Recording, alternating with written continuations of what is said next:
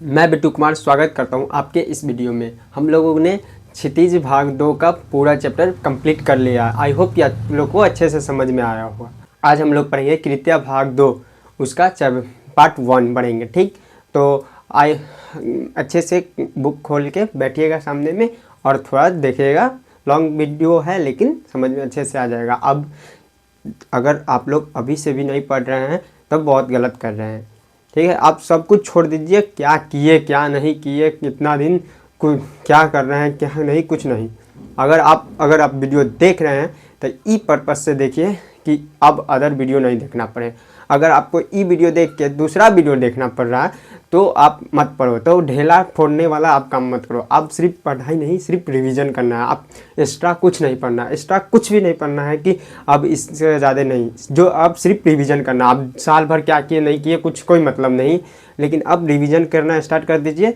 हाँ, आप अगर पढ़ रहे हैं तो सिर्फ वही पढ़िए, लेकिन इधर उधर मतलब चैटिंग वुटिंग पे ध्यान वान सब छोड़ दीजिए। ठीक, काहे कि वो लोग छोड़ दी होगी, आप लोग को चूतिया बना रही है, पहले ही बता दे रहे हैं। वो खुद अपना पढ़ लेगी, आपको नंबर भी नहीं आएगा तो वो भी छोड़ देगी, जैसे अभी छोड़ दी है बात करना वैसे ही। ठीक, तो हम बता दे रहे हैं कुछ करिए नहीं, अब सिर्फ पढ़ाई कीजिए, सब कुछ कीजिए। यही नहीं कि पढ़ाई के वक्त में खाली पढ़ाई कीजिए, एग्जाम आ गया तो नहीं, पढ़ाई लेकिन लिमिट में पढ़ाई कीजिए। और पढ़ाई के समय सिर्फ पढ़ाई ही करना, बस खेलो कूदो मस्ती करो अलग बात है।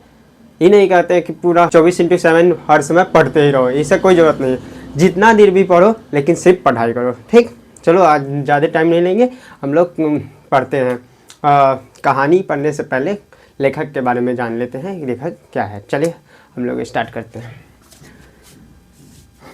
कहानी का नाम है माता का आंचल। ठीक, लेखक है शिवपूजन सहाय। जन्म इनका सन 1893 में गांव उनवास, जिला भोजपुर, बिहार में हुआ था। ठीक, किनका जन्म? शिवपूजन सहाय का। मृत्यु इनका सन 1963 में हो गया। इनके बचपन का नाम भोलानाथ था। ठीक, इनके जागरण, हिमालय, माधुरी, बालक आदि कई प्रतिष्ठित पत्रिकाओं का संपादन इन्होंने किया। ये मुख्यतः गद्य के लेखक थे। देहाती दुनिया, ग्राम सुधार, वे दिन वे लोग, स्मृति शेष आदि इनकी दर्जन भर गद्य कृतियाँ प्रकाशित हुई है। किनकी? शिवपूजन सहाय जी की। चलिए हम लोग अब कहानी पढ़ते हैं। कहानी में माता का आंचल मतलब माता के बारे में बताया गया, बच्चा को बचपन में। ठीक, बचपन में क्या करता है, कैसे खेलता है कूदता है, कैसे खाता पीता है, कुछ इसी प्रकार बुक में दिया होगा है। चलिए हम लोग स्टार्ट करते हैं कहानी पढ़ना। आगे क्या लेखक लिखे हैं चलिए। जहाँ लड़कों का संग तहाँ बाजे मृदंग, जहाँ बूढ़ों का संग तहाँ खर्चे का दंग। हमारे पिता तड़के उठकर निवट नहाकर पूजा करने बैठ जाते थे। हम बचपन से ही उनके अंग लग गए थे। माता से केवल दूध पीने तक का नाता था, इसलिए पिता के साथ ही हम भी बाहर की बैठक में ही सोया करते। वह अपने साथ ही हमें भी उठाते और साथ ही नहला धुलाकर पूजा पर बिठा लेते। हम भभूत का तिलक लगा देने के लिए उनको दिक करने लगते थे, कुछ झुझलाकर और कुछ डांटकर। वह हमारे चौड़े लीलार में टिपुंड कर देते थे। हमारे लिथार में भभूत खूब खुलती थी, में लंबी लंबी जटाएं थी। भभूत रसमाने से हम खाद से बम भोला बन जाते थे। पिताजी हमें बड़े प्यार से भोलेनाथ कहकर पुकारा करते हम, पर असल में हमारा नाम था ताकेश्वर नाथ। हम भी उनको बाबूजी कहकर पुकारते और माता को मैया। इस पैराग्राफ में लेखक बताते हैं कि जो जहाँ पे बच्चों का संग रहता है वहाँ पे बाजता मृदंग है, मतलब खूब मस्ती होता है। और जहाँ पे बूढ़ों का संग होता है वहाँ पे खर्चे का तंग होता है। मतलब बताते हैं खर्चे के बारे में कि क्या कैसे होता है वो। और फिर बताते हैं जो लेखक इसमें बच्चा है और एक उनकी माता है और उनके पिता है। तो बताता है जो लेखक है, जो पिता है बच्चे की, वो सुबह सुबह उठकर नहा धोकर पूजा के लिए बैठ जाते थे। जो बच्चे थे वो सिर्फ माता से अपनी दूध पीने तक का नाता रखते थे, ठीक। और जो बच्चे के पिता बच्चों को भी उठाकर अपने साथ उठाकर नहा धोकर पूजा के लिए बैठ जाते थे, जहाँ पे तो बच्चे कहते हैं बच्चे को माता से सिर्फ दूध पीने तक का नाता था, बाकी बात वो पिता के साथ ही बैठते सोते खाते रहते थे। तो वो नहा धोकर पूजा पे बैठा लेते हैं बच्चे को, तब वो उस पर तिलक, भभूत का तिलक लगाकर, मतलब हाथ को रंग के तो बना देते थे भोलेनाथ जैसा। इनका रियल में नाम था तारकेश्वर था, और ये पापा मतलब पिताजी को बाबूजी कहकर बोलते थे और मैया को, माता को मैया करके बुलाते थे। कौन? बच्चा, ठीक। चलिए आगे देखते हैं क्या आप लिख रहे हैं। जब बाबूजी रामायण का पाठ करते तब हम उनकी बगल में बैठे आईने में अपना मुंह निहारा करते थे। जब वह हमारी ओर देखते तब हम कुछ लजाकर और मुस्कुराकर आईना नीचे कर रख देते थे। वह भी मुस्कुरा पड़ते थे। पूजा पाठ कर चुकने के बाद वह राम राम लिखने लगते। अपनी एक रामनामा वही पर 1000 राम नाम लिखकर वह उसे पाठ करने की पोथी के साथ बांधकर रख देते। फिर 500 बार कागज के छोटे छोटे टुकड़ों पर राम नाम लिखकर आटे की गोलियों से लपेटते और उन गोलियों को लेकर गंगा जी की ओर चल पड़ते थे। क्या बोलते हैं इस पैराग्राफ में, जो पिताजी है बच्चे के, वो जब पूजा पाठ कर लेते थे उसके बाद राम नाम लिखने लगते हैं।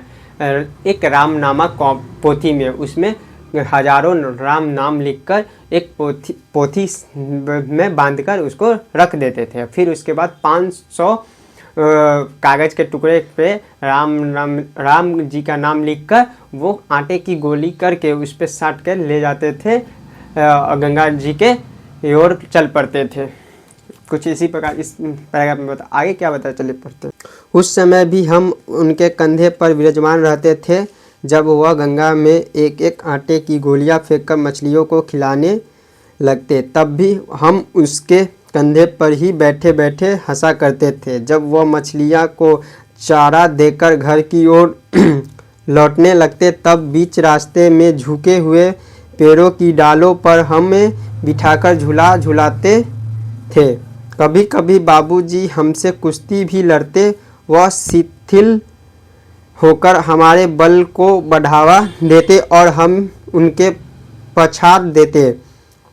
यह उतान पर जानते और हम उनकी छाती पर चढ़ जाते थे। जब हम उनकी लंबी लंबी मूछ उखाड़ने लगते तब वह हंसते हंसते हमारे हाथों को मूछों से छुड़ाकर उसे चूम लेते थे। फिर जब हमसे खट्टा और मीठा चुम्मा मांगते तब हम बारी बारी कर अपना बायां और दाहिना गला उनके मुंह की ओर फेर देते थे। बाहें का खट्टा चुम्मा लेकर जब वह दाहिने का मीठा चुम्मा लेने लगते तब अपनी दाढ़ी या मूछ हमारे कोमल गालों पर गड़ा देते थे। हम झुझलाकर फिर उनकी मूछें नोचने लग जाते थे। इस पर वह बनावटी रोने लगते और हम अलग खड़े खिलाकर हंसने लगा जाते थे। फिर क्या बताते हैं, जो तब भी विराजमान था बच्चा अपने कंधा, पिताजी के कंधा पे, जब वो मछली को चारा देते थे। तो उसके बाद जो उधर से चारा दे के जब आते थे तो उधर से लौटते थे तब जहाँ पे जो पेड़ की झुकी हुई डालियाँ होती थी उस पर बैठाकर बच्चे को झुलाते थे और उनसे अपना मतलब एक तरह से लड़ने लगते थे। उसमें वो अपने आप को जब जीत जाते थे तो वो बच्चे पिताजी के छाती पे चढ़ के वो जीत जाते थे। तब वो है जो हंसकर खड़े होकर हंसने लगता था बच्चा, और वो फिर उसके बाद जो पिताजी है वो मीठा और खट्टा चुम्मा मांगने लगते। चुम्मा के मतलब आप लोग वो भला नहीं, वो बच्चे का बात है, आप लोग बाबू सोना नहीं समझ लीजिएगा। समझ रहे हैं क्या समझ रहे हैं, लेकिन बच्चा तो वो मांगने लगते थे। तो ये खट्टा चूमा बायां और मीठा चूमा दाहिना में दिखाते थे। जब बायां की ओर खट्टा चूमा लिखते थे, फिर दाहिना गाल आगे बढ़ाता बच्चा कि मीठा चूमा ले। तो उसके बाद उसमें जो बच्चे के कोमल गाल होता है उसमें अपना दाढ़ी या मूछ गड़ाने लगते थे। तो ये बच्चा उनको मोच दाढ़ी नोचने लगता था। तो ये झूठा रोने लगते थे। तो इससे बच्चे खूब हंसने लगते थे। ठीक, कुछ इसी प्रकार इस पैराग्राफ में बता रहे हैं। चलिए हम लोग आगे पढ़ते हैं क्या लिखे हैं। समझ रहे हैं, पढ़ाई पे ध्यान दीजिए। उनके साथ हंसते हंसते जब हम घर आते तब उनके साथ ही हम भी चौके पर खाने बैठते थे। वह हमें अपने ही हाथ से फूल के एक कटोरे में गोरस और भात सनाकर खिलाते थे। जब हम खाकर अफर जाते तब मैया थोड़ा और खिलाने के लिए हट करती थी। वह बाबूजी से कहने लगती, आप तो 4-4 दाने के कौर बच्चे के मुंह में देते जाते हैं। इससे वह थोड़ा खाने पर भी समझ लेता है कि हम बहुत खा गए हैं। आप खिलाने का ढंग नहीं जानते। बच्चे को भर मुंह कौर खिलाना चाहिए। जब खाएंगे बड़े बड़े कौर तब पाएंगे दुनिया में ठहर। देखिए मैं खिलाती हूँ। मधुरै क्या जाने कि बच्चों को कैसे खिलाना चाहिए, और मोहतारी के हाथ से खाने पर बच्चों का पेट भी भरता है। यह कह वह थाली में दही भात शांति और अलग अलग तोता मैना कबूतर हंस मोर आदि के बनावटी नाम से कौर बनाकर यह कहते हुए खिलाती जाती कि जल्दी खा ले नहीं तो उड़ जाएंगे हम। पर हम उन्हें इतनी जल्दी उड़ा जाते थे कि उड़ने का मौका ही नहीं मिलता था। फिर पैराग्राफ में बताते हैं, जो बच्चे ये सब खेल कूद कर जब जाते रहते हैं घर पे, तो बाहर में चौका था उस पर ही पिताजी के साथ बैठकर खाने लगते हैं। तो जब उधर से जब मैया आती है तो वो बताती है पिताजी को, बच्चे के पिताजी को, कि आप 4-4 दाने बुआ को खिलाते हैं तो उसको लग रहा होगा कि हम ज़्यादा खा लिए, तो इससे थोड़ी ना खिलाया जाता है। तो बोलते हैं कि जब बड़ा बड़ा कौर खिलाएगा तब ना वो जीवित रह पाएगा, उसका पेट भरेगा। तो बोलते हैं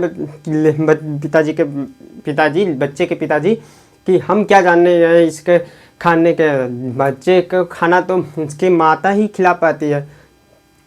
तब वो जो उनकी माता है दही भात को सान कर उसको छोटा छोटा गोला करके उसमें चिड़िया कबूतर मैना चिड़िया सबका नाम रख के उसको खिलाने लगती, बच्चे को कहती है ये बोलकर कि जल्दी जल्दी खा लो नहीं तो ये उड़ जाएंगे।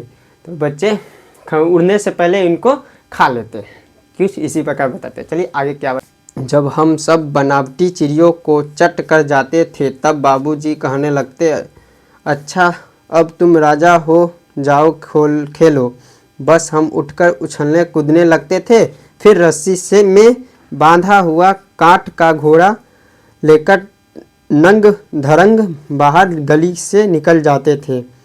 जब कभी मैया हमें अचानक पकड़ पाती तब हमारे लाख छटपटाने पर भी एक चुल्लू कड़वा तेल ले हमारे सिर पर डाल ही देती थी। हम रोने लगते और बाबूजी उस पर बिगड़ खड़े होते, पर वह हमारे सिर में तेल बोध कर हमें उबट कर ही छोड़ती थी।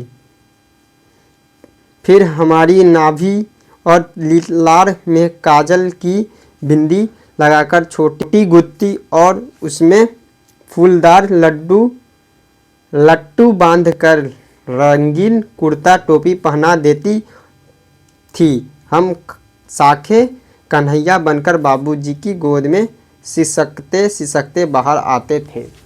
फिर क्या होता था, जब ये खा लेता था तो इनके बाबूजी बोलते कि अच्छा राजा तुम जाओ खेलो। तो ये बाहर में जाके खेलने कूदने लगता है। जो काठ की लकड़ी का जो घोड़ा होता है उस पर बैठकर वो खेलने लगता है। तब जब ये खेलने लगता है तो खेलते खेलते जब इनकी माँ, बच्चे की माँ जब पकड़ लेती है कभी बच्चे को, तो पकड़ कर कितनों छिटपटाता है तो जाने नहीं देती है। सीधे एक चुल्लू इतना तेल लेना ली, आधा पोत दी, है ना, पोत दी बस। तब इस पर उनके जो बच्चे के पिताजी वो अथी होने लगते हैं कि काहे पोत दिए थे ना। तो वो बिगड़ने लगते हैं। तो फिर बोलते हैं, फिर तो उनका बात कौन सुनता है। इसको तेल उल लगा के नाभि मतलब ढोड़ी में काजल लगा के एकदम माथा को बांध के अब मतलब जूड़ा उड़ा से बांध कर इसको तैयार करके के बाद टोपी कुर्ता और पैजामा पहनाकर कन्हैया जी बना देते हैं। कुछ इसी प्रकार इस पैराग्राफ में बता रहे हैं। चलिए, बाहर आते ही हमारी बाट जोड़ने वाला बालकों का एक झुंड मिल जाता था। हम उन खेल के साथियों को देखते ही सिसकना भूलकर बाबूजी की गोद से उतर पड़ते और अपने हमजोलियों के दल में मिलकर तमाशे करने लग जाते थे। तमाशे भी ऐसे वैसे नहीं, तरह तरह के नाटक। चबूतरे का एक कोना ही नाटक का घर बनता था। बाबूजी की जिस छोटी चौकी पर बैठकर नहाते थे वही रंगमंच बनती। उसी पर सरकंडे के खंभों पर कागज का चंदोहा तान कर मिठाइयों की दुकान लगाई जाती।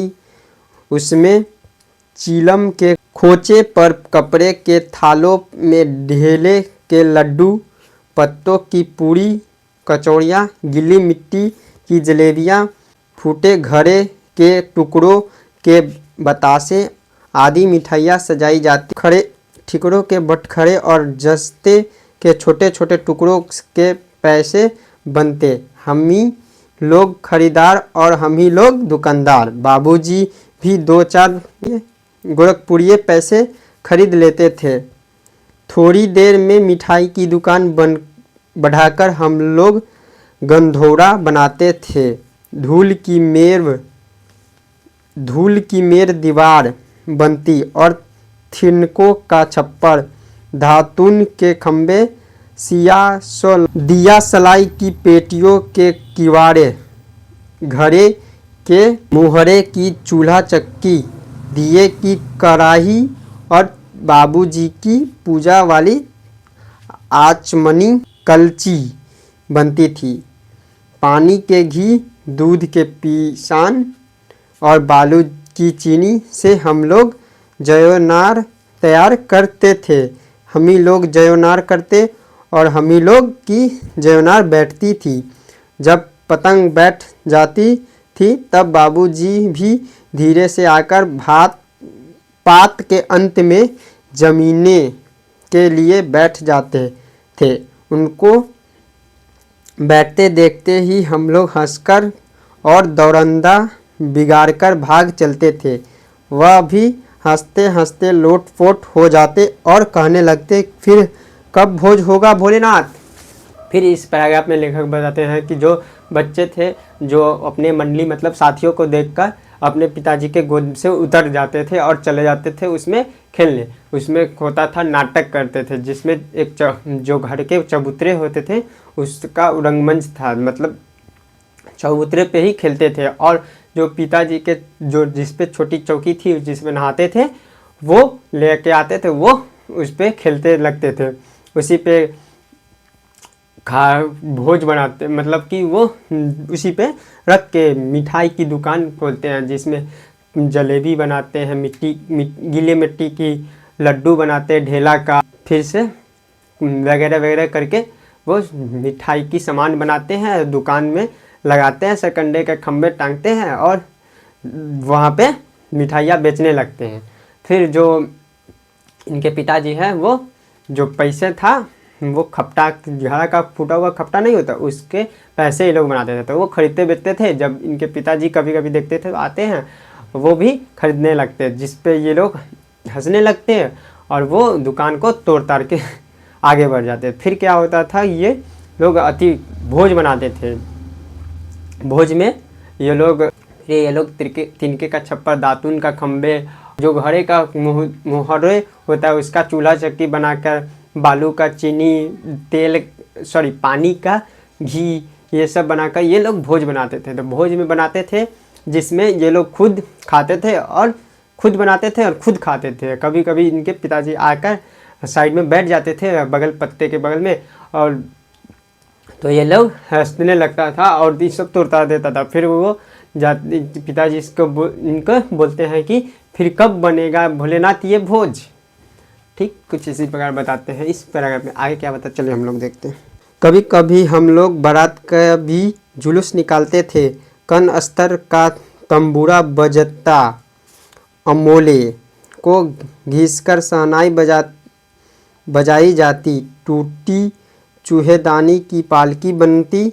हम सहमधी बनकर बकरे पर चढ़ लेते और चबूतरे कोने से चलकर बारात दूसरे कोने में जाकर दरवाजे लगाती थी। वहाँ काठ की पट्टियों से घिरे, गोबर से लीपे, आम और केले की टहनियों से सजाए हुए छोटे आंगन में कुल्हिए का कलशा रखा रहता था। वहीं पहुंचकर बारात फिर लौट आती थी। लौटते के समय खटोली पर लाल ओहार डालकर उसमें दुल्हन को चढ़ा लिया जाता था। लौट आने पर बाबूजी जयों की ओहार उघाड़कर दुल्हन का मुख निरखने लगते। त्यों ही हम लोग हंसकर भाग जाते। थोड़ी देर बाद फिर लड़कों की मंडली जुट जाती थी। इकट्ठा होते ही राय जमती की खेती की जाए।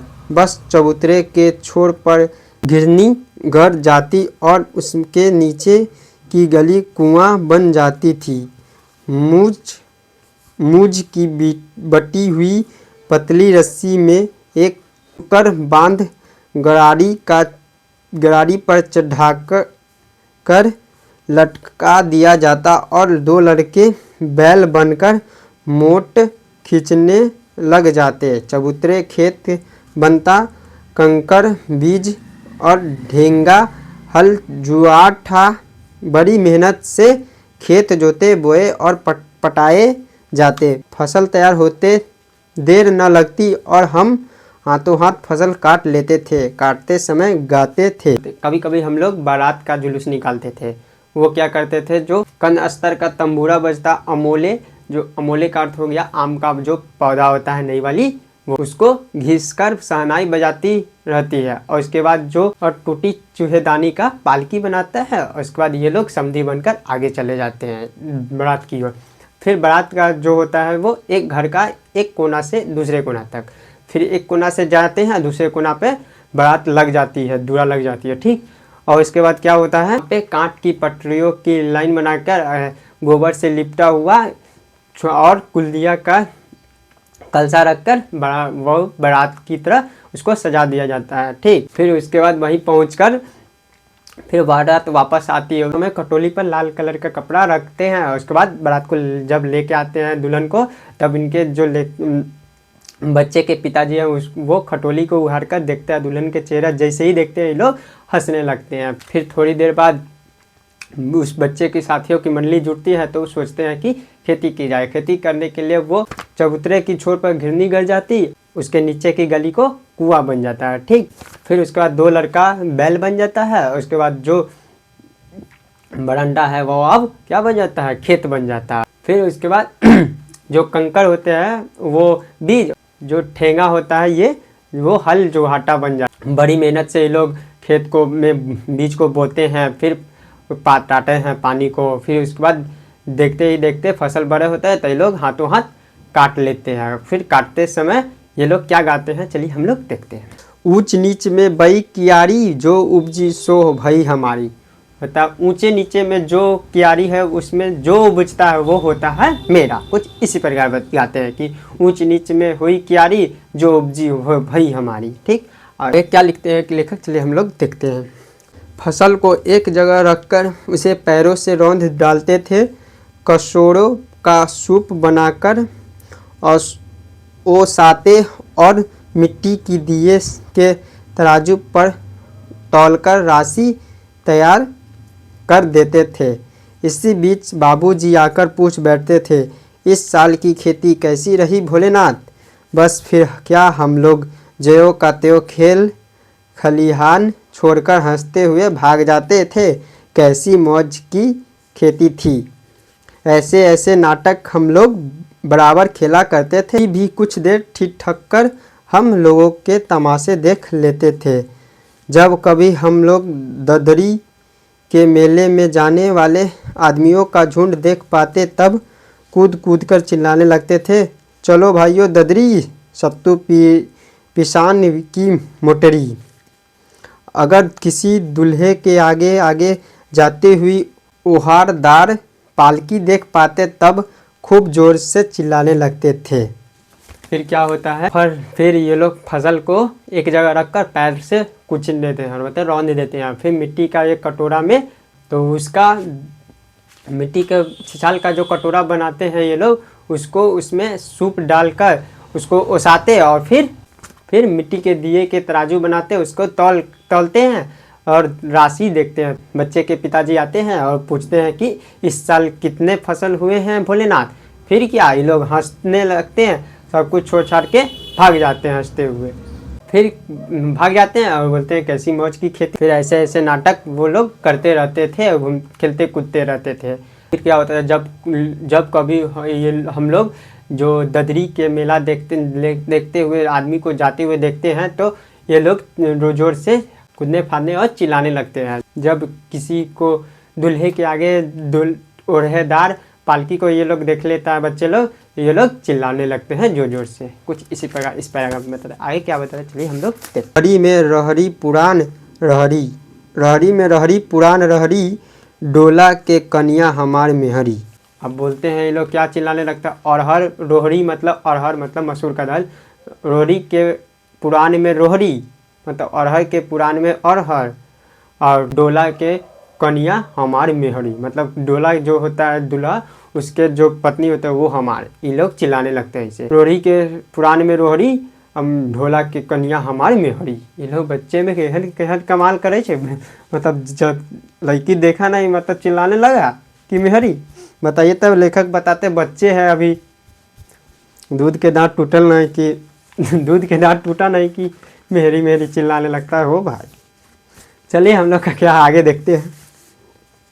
इस पर एक बार बूढ़े वर ने हम लोगों को बड़ी दूर तक खदेड़कर ढेला से मारा था। उस खसूट खबीज की सूरत आज तक हमें याद है। न जाने किस ससुर ने वैसा जमाई ढूंढ निकाला था, वैसा घोड़ा मुँहा आदमी हमने कभी नहीं देखा। आम की फसल में कभी कभी खूब आंधी आती है। आंधी के कुछ दूर निकल जाने पर हम लोग बाग की ओर दौड़ पड़ते थे।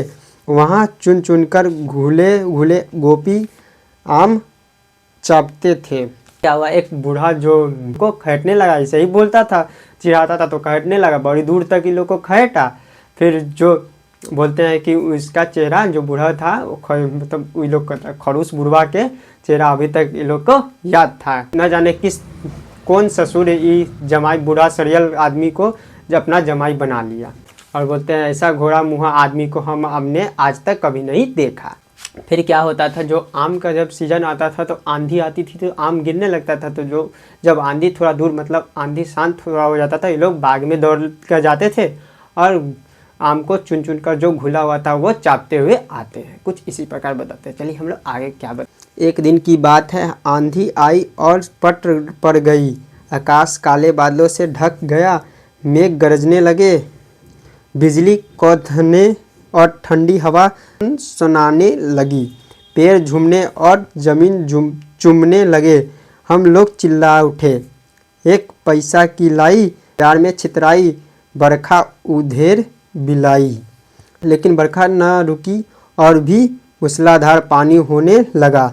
हम लोग पेड़ों की जड़ से धड़ से सट गए और जैसे कुत्ते के कान में अठई चिपक जाती है, मगर बरखा जमी नहीं, थम गई। एक दिन की बात है, जब आंधी आई तो आसमान था काले काले बादलों से ढक गया और मेघ गरजने लगा और बिजली थिरकने लगी। तो क्या हुआ, ये लोग बाहर थे, जब ठंडी ठंडी हवा चलने लगी तो पेड़ पौधे झूमने लगे और ज़मीन चूमने लगे। तो ये लोग चिल्ला उठे। क्या चिल्लाते हैं कि सा के लाई बाजार में चितराई और बरसा ले बड़ा, बरखा उधेर बिलाई। कुछ इसी प्रकार चिल्लाने लगे। और क्या बोलते हैं, जब और फिर होता है जब वर्षा रुका नहीं, मूसलाधार बारिश होने लगा था, ये लोग पेड़ के जड़ से जाकर सट गए, चिपक कर बैठ गए। ऐसे सट गए कि जैसे कुत्ते के जो कान में चिपक नहीं जाते छोटे छोटे कीड़ा, वैसे उसी प्रकार ये लोग पेड़ के जड़ से चिपक के बैठ गए। फिर उसके बाद थोड़ा देर के बाद वर्षा जमा नहीं, मतलब वर्षा ज़्यादा तक रुका नहीं, फिर रुक गया। इसी प्रकार कुछ इस पैराग्राफ में लिखते हैं। आगे क्या लिखते हैं चलिए हम लोग देखते हैं। बरखा बंद होते ही बाग में बहुत से बिच्छू नजर आए। हम लोग डरकर भाग चले। हम लोगों में जो बैजू बड़ा ढीठ था। संयोग की बात बीच में मूसन तिवारी मिल गया।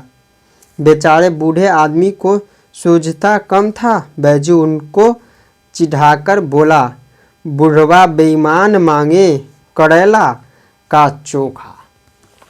फिर जो ये लोग जब बरसा छूटा, तब जब जैसे ही बरसा छूटा तो ये बाग में से जो बिच्छू थे वो बाहर निकलने लगे। वो देखकर ये लोग भाग चले। और इसमें से जो इसके साथी में से वो जो बैजू था वो बड़ी ढीठ था।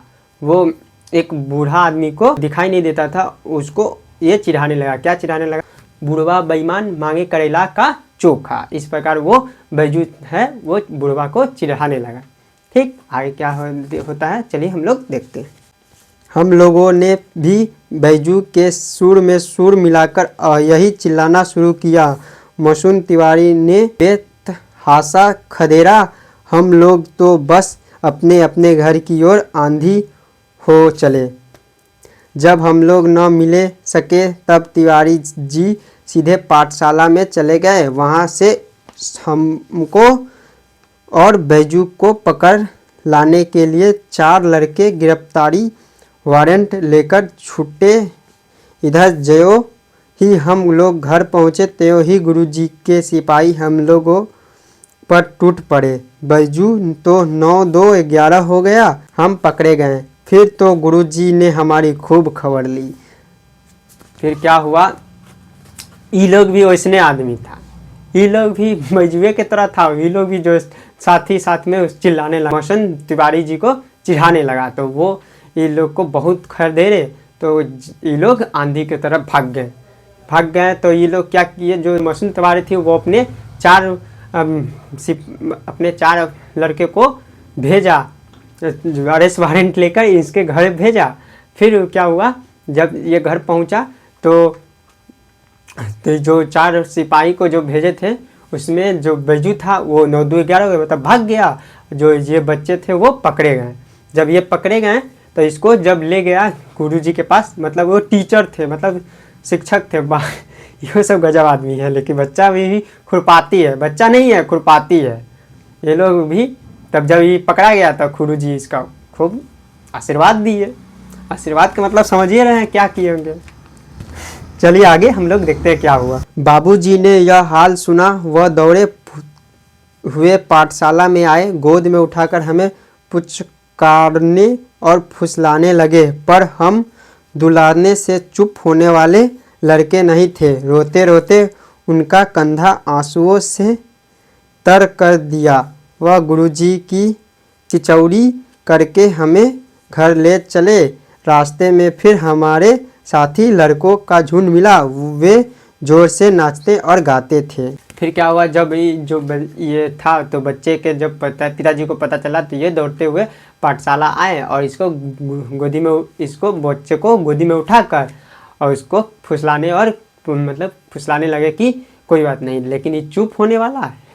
जब मारा एहन मारले होते मास्टर जी कि क्या बोले आप लोग को, कहे कि गुस्सा आया हुआ, चिल्लाने लगा। कोई चिढ़ाने लगेगा तो किसी को भी गुस्सा आता था। गुस्सा में धक्का कुछ दिए इसको। जब कुछ दिए तो ये रोने लगा। ऐसा रोया कि जो पिताजी के कंधा था वो ये अपने आंसुओं से भिगा दिया। फिर रास्ते में जब आगे चल रहा था तो फिर क्या हुआ, जो मास्टर से भी इनके पिताजी विनती किए और उसके बाद जब आ रहा था तो बच्चा सब था ऊपर से और चिढ़ाने लगा इन लोग को। वो नाचने लगा क्या कि पिटाई खाए। फिर आगे क्या होता है चलिए हम लोग देखते हैं। माई पकाई गरर गरर पुआ, हम खाई पुआ ना खेलब जुआ। फिर क्या था, हमारा रोना धोना भूल गया। हम हट करके बाबूजी की गोद से उतर पड़े और लड़कों की मंडली में मिलकर वही तान सुर अलापने। तब तक सब लड़के सामने वाले मकई के खेत में दौड़ पड़े। उसमें चिड़िया का झुंड चर रहा था। वे दौड़ दौड़ कर उन्हें पकड़ने लगे, पर एक भी हाथ न आई। हम खेत से अलग ही खड़े होकर गा रहे थे। अब जब तो ये लोग गए तो घर में जो इनकी माँ थी, बच्चे की माँ, वो गर्मा गर्म पुआ बना रही थी। तो ये बोलता कि हम खाए पुआ और ना खेलब जुआ। फिर जो बच्चे थे वो रोना धोना भूल कर पिताजी के गोद से जिद करके उतर गया और बच्चे के मंडली में घुस गए। फिर क्या था, वो जो बच्चे थे वो जो एक मकई के खेत में घुस गया जहाँ पे चिड़िया चर रही थी, दाना चुग रही थी। तो ये पकड़ने लगे। तब पकड़ने से क्या, वो चिड़िया पकड़ाने वाली एक भी नहीं हाथ आई। तब ये जो बच्चा था जो वो खेत के बाहर ही देख रहा था, ठीक, और गा रहा था। क्या गा रहा था, चलिए हम लोग देखते हैं। राम जी की चिड़ई, राम जी की का खेत, खा लो चिड़ई भर पेट, भर भर पेट। चिल्लाने लगे बच्चे कि राम जी की चिड़ई, राम जी की खेत, खा लो चिड़ई भर भर पेट।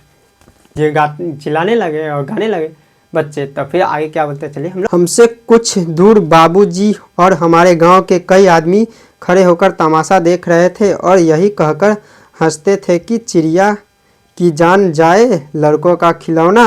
सचमुच लड़के और बंदर पराई पीर नहीं समझते। राम जी की चिड़ई, राम जी की खेत, खा लो चिड़ई भर भर पेट। तो ये जो फिर ये चिल्लाने लगे। वहीं थोड़ी दूर पे इनके बाबूजी और गांव के कुछ आदमी थे, वो सोचने जब चिड़िया की जान जाई और बच्चे के खिलौना। सचमुच ये बंदर और लड़के पराई पीरा नहीं समझते, मतलब किसी का दुख नहीं समझता बच्चा और बंदर। कुछ इसी प्रकार बता रहे। आगे क्या बोल रहे हैं, चलिए हम लोग देखते हैं। एक टीले पर जाकर हम लोग चूहे के बिल से पानी उलीझने लगे। नीचे से ऊपर पानी फेंकना था। हम सब थक गए। तब तक गणेश जी की चूहे की रक्षा के लिए शिव जी का सांप निकल आया। रोते चिल्लाते हम लोग बेहासा भाग चले। कोई औंधा गिरा, कोई अंटाचिट, किसी का सिर फूटा, किसी के दांत टूटे। सभी गिरते पड़ते भागे। हमारी सारी देह लहू लुहान हो गई। पैरों के तलवे कांटों से छलनी हो गए। फिर क्या हुआ, ये लोग चूहे के बिल में जाके उसमें पानी उछलने लगा। तो जो चूहा तो नहीं निकला, लेकिन उसमें से चूहे को बचाने के लिए ये लोग के शिव जी का सांप निकला। सांप को देखते ही ये लोग भागने लगे। ऐसे भागे लोटपोट होके कि देखो सिर फूटा, तो जो बच्चा था वो भी लहू लुहान हो गया पूरा देह में। जो पैरों के तलवे उस कांटों से छल्ली हो गए। फिर क्या हुआ आगे, चलिए हम लोग पढ़ते हैं। हम एक सुर से दौड़े हुए आए और घर में घुस गए। उस समय बाबूजी बैठक के ओसारे में बैठकर हुक्का गुड़गुड़ा रहे थे। उन्होंने हमें बहुत पुकारा, पर उनकी अनसुनी करके हम दौड़ते हुए मैया के पास ही चले गए। जाकर उसी की गोद में शरण ली। मैया चावल अमनिया कर रही थी। हम उसी के आंचल में छिप गए। हमें डर से कांपते देखकर वह जोर से रो पड़ी। सब काम छोड़ बैठी, अधीर होकर हमारे भय का कारण पूछने लगी। कभी हमें अंग भरकर दबाती और कभी हमारे अंगों को अपने आंचल से पूछकर हमें चूम लेती।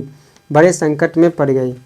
फिर क्या हुआ, ये लोग एक सुर में जो भागे तो वो घर में पहुंचे। तो घर में सीधे घुस के गए और जो इनके पिताजी थे वो बगल में बैठकर हुक्का पी रहे थे, ठीक। तो वो बहुत चिल्लाए, इसको पुकारे। ये इनकी बात को अनसुना करके ये मम्मी की गोद में जाके घुस गया, जाके गोद में बैठ गया। तो वो इनकी जो मम्मी थी वो चावल को साफ सुथरा कर रही थी, उनके कंकर हटा रही थी। तो जब इसे भय, मतलब इसके डरा हुआ देखकर वो रोने लगी और कभी उनकी अपनी आंचल से हाथ पोंछती और शरीर को दबाती और पूछने लगी कि तुम्हारे भय के कारण, मतलब इस डर क्यों रहे हो। तब वो बड़ी संकट में पड़ गई कि क्या हो गया, जो इसे काहे कर रहा है, इसे कुछ इस प्रकार ही वो इनकी माँ सोच रही थी। आगे क्या होगा, चलिए हम लोग देख। झटपट हल्दी पीसकर हमारे घावों पर थोपी गई। घर में कोहराम मच गया। हम केवल धीमे सुर से ससा कहते हुए मैया के आंचल में लुके चले जाते थे। सारा शरीर थर थर काँप रहा था। रोंगटे खड़े हो गए थे। हम आँखों खोलना चाहते थे पर वे खुलती न थी। हमारे कांपते हुए ओठों को मैया बार बार निहारकर रोती और बड़े लाड से हमें गले लगा लेती थी।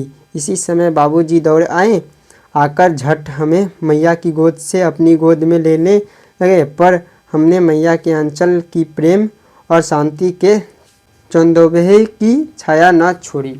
फिर क्या हुआ, जो इनकी माँ थी वो हल्दी झटपट पीस कर इनके शरीर में लगा दिए और जो वो घर में जो था वो कुहार मच गया, मतलब हल्ला हल्ला मच गया। जो फिर ये अपने मुँह से सा करके कुछ चिल्लाए, बोला नहीं हो रहा था, वो आंखें खोलना चाहते, आंख नहीं खुल रहा था और थरथरा रहे थे, थरथरा रहा था। और फिर वो जो बोलना चाहते वो भी बुला नहीं रहा था, वो काँप रहे थे। फिर वो अपने माता के आंचल में जाके छुप बैठ गए। और फिर तो इसी बात को यह देखकर जब हल्ला मचा तो इनके बाबूजी अंदर आए और उनकी माता की गोद में से हटाकर रख रहे थे, लेकिन ये अपने माता की आंचल को पकड़कर खड़े हुए थे, वो नहीं आना चाह रहे थे। ठीक कुछ इसी प्रकार हमारा कहानी हुआ ख़त्म।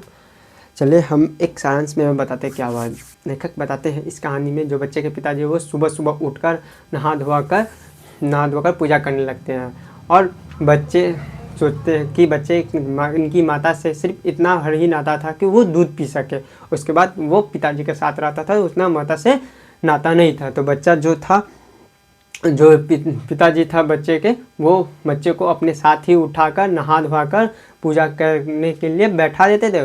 इधर पूजा वो करते थे, इधर बच्चे आईना में देखकर मुस्कुराते रहते थे।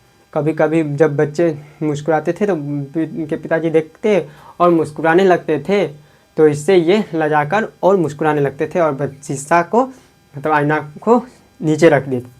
कुछ देर के बाद जब पूजा ख़त्म हुआ तो फिर वो बच्चे को उठा वो राम राम लिखने लगते, राम नामक पोथी में हजारों बार लिखने लगते हैं। उसके बाद उसे बांधकर उसको रख देते हैं और जब वो एक 500 कागज़ के टुकड़े में राम नाम लिखकर आटा की गोलियों में चिपकाकर उसे गंगा की ओर चल पड़ते थे। उसके बाद वहाँ पे बच्चे को कंधे पर बैठाकर वो चलते रहते थे और मछलियों को खिलाते रहते थे।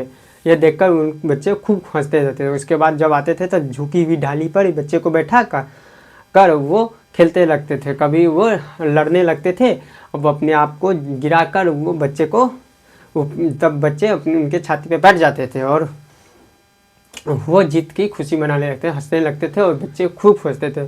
फिर उसके बाद जब लेखक झूठे मूठ कर रोने लगते थे तो बच्चे खट्टा चुम्मा मीठा चुम्मा देने लगते थे। ठीक, आप लोग चुम्मा का मतलब बहुत अजीब नहीं सोचिएगा, बच्चा देता था, बाबू सुना नहीं।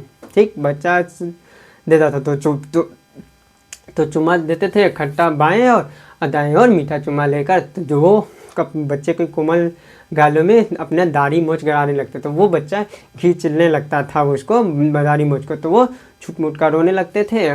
फिर वो ये सब करके घर जाते थे। तो इसके बाद जब जिस चौकी पे बैठकर बच्चे भी साथ में बैठाकर खिलाने लगते थे, तो बच्चे की माँ जब आती है तो वो बोलती है 4-4 दाने बच्चे को खिलाते हैं, उसको लगता होगा पेट तो भरता नहीं होगा, उसको लगा बहुत खा ली। तो वो बोलते हैं कि हमें क्या पता कि बच्चे को कैसे खिलाए, तो वो बोलती है कि बड़ा बड़ा कौर खिलाइएगा तभी तो बच्चा होगा बड़ा, मतलब जिएगा।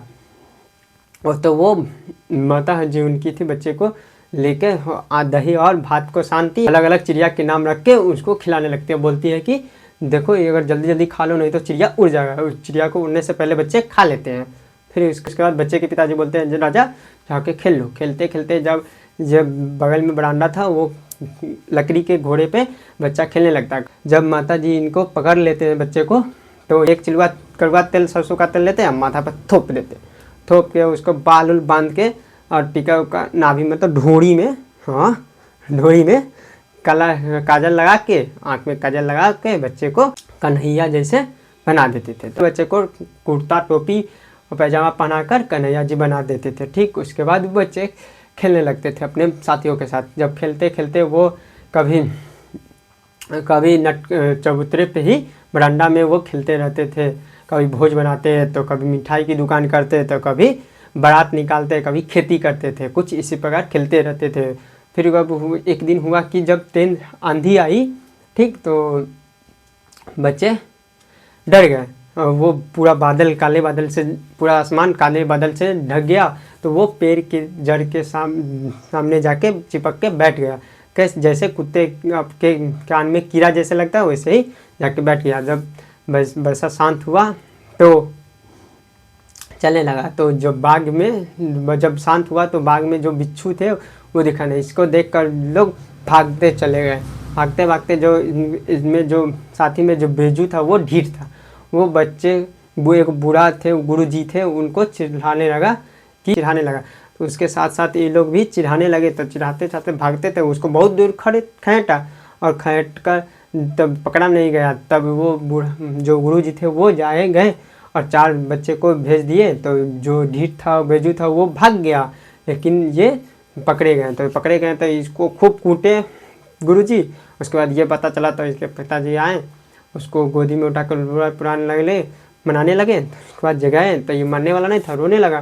फिर जो घर गया तो माता जी जिनकी थी वो पुआ बना रही। तो पुआ हुआ खाकर और फिर ये अपने पिताजी के गोद में से जिद करके उतर गया। हो सामने में बच्चे जो थे वो खेत में चिड़िया को पकड़ रहा था, लेकिन चिड़िया तो पकड़ाने से नहीं रहा, वो बाहर ही, खेत से बाहर ही रख के देख रहा था।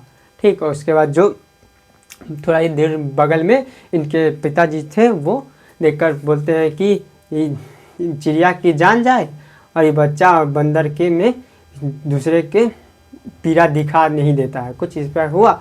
फिर जब हुआ, फिर क्या हुआ, जब चूहे के बिल में पानी भरने लगा, लेकिन उसमें तो चूहा तो नहीं, गणेश जी के चूहा तो नहीं निकले, लेकिन चूहे को बचाने के लिए सांप निकला। सांप को देख कर लोग ऐसे भागे लोटपोट होकर, किसी का सर फूटा, किसी का पैर फूटा। इसका जो बच्चे था वो, इसका पूरा शरीर लहूलुहान हो गया। तो भागते भागते गया, अपने माता की गोद में बैठ गया। तो इसके पिताजी थे वो बहुत पुकारे, ये अनसुना करके वो डायरेक्ट माता जी के कोरे में बैठ के और थरथराने लगा, काँपने लगा। तो इसके पिताजी को क्या हो गया, ऐसे बवाल मच गया। तो वो इनके पिताजी अंदर आए, उनको गोद से, माता की गोद से ले रहे थे, लेकिन वो अपनी माता के आंचल पकड़ के नहीं रहे थे। कुछ इसी पर पूरा कहानी है। आई होप कि आपको अच्छे से समझ आएगा।